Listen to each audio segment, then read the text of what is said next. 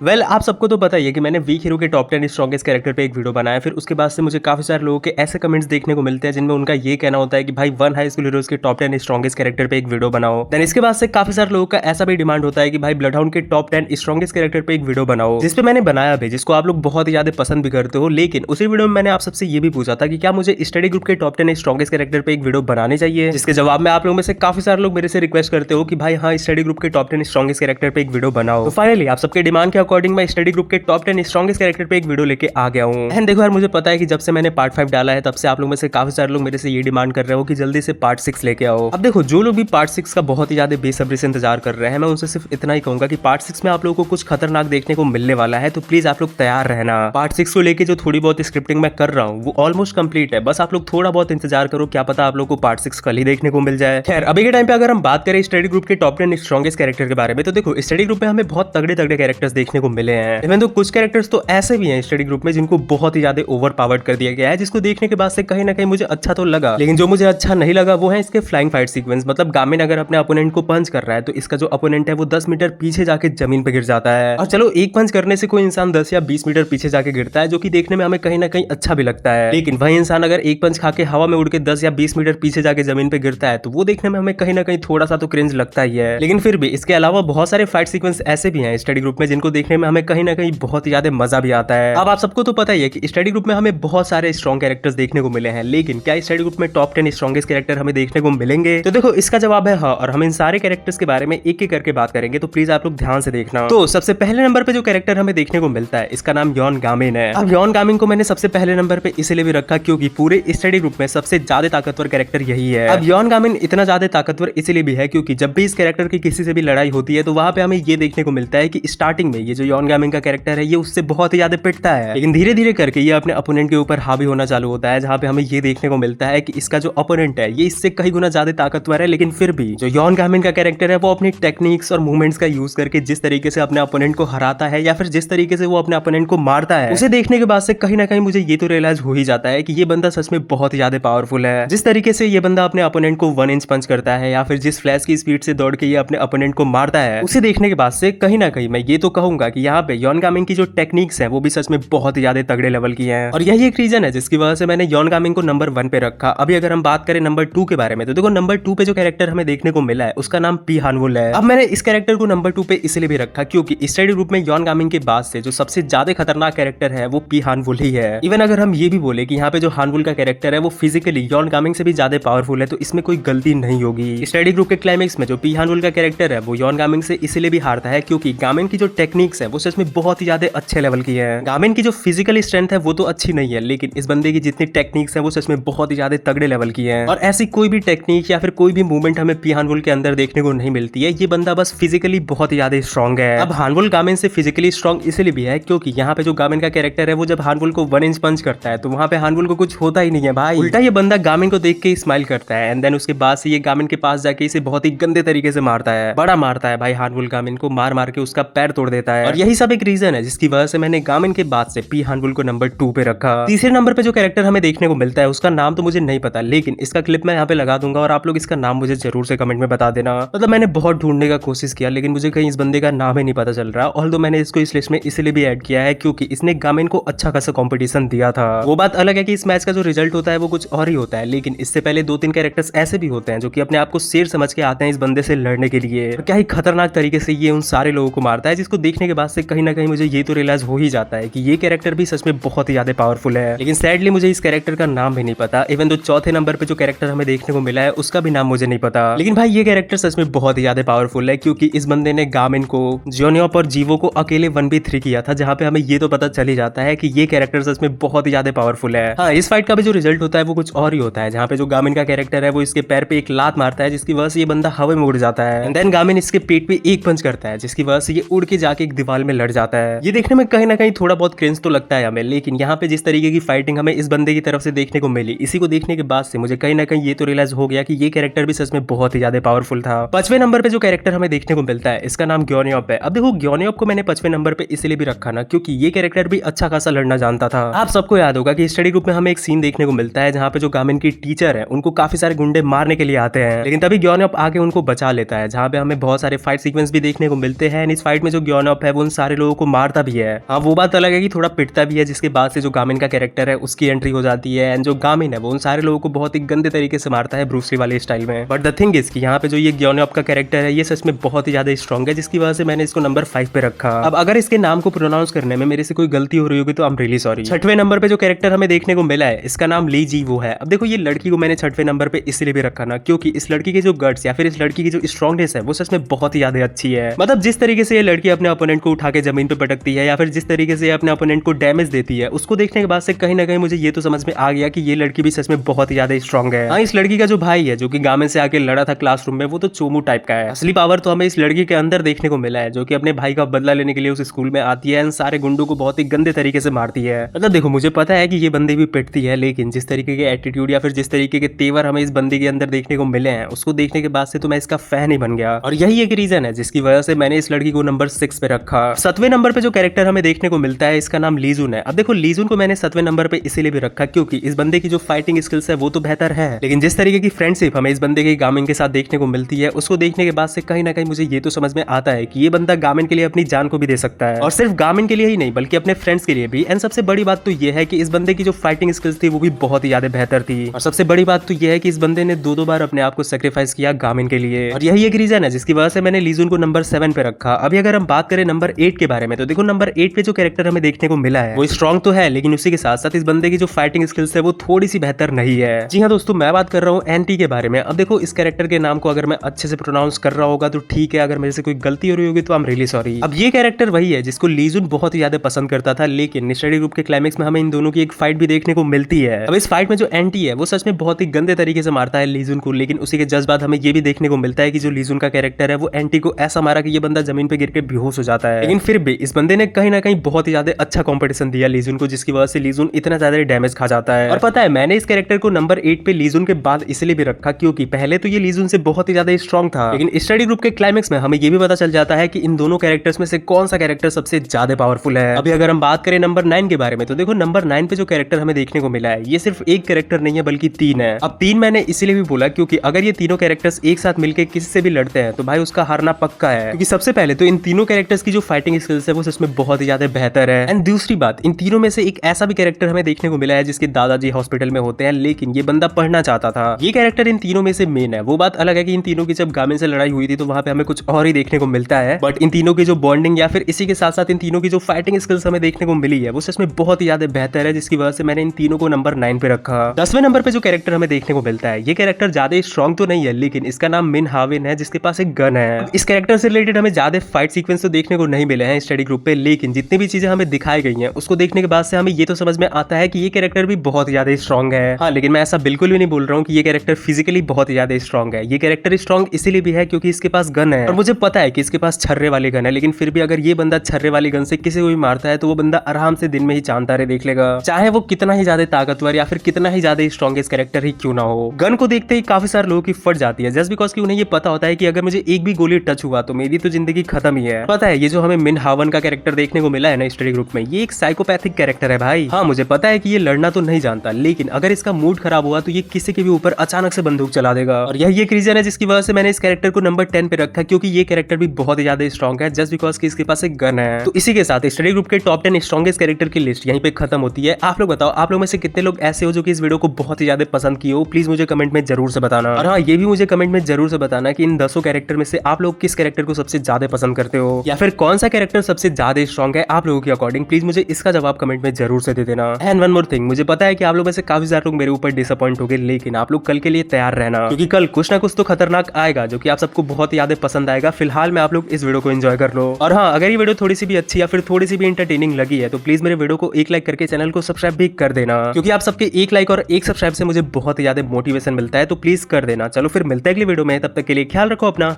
Bye bye.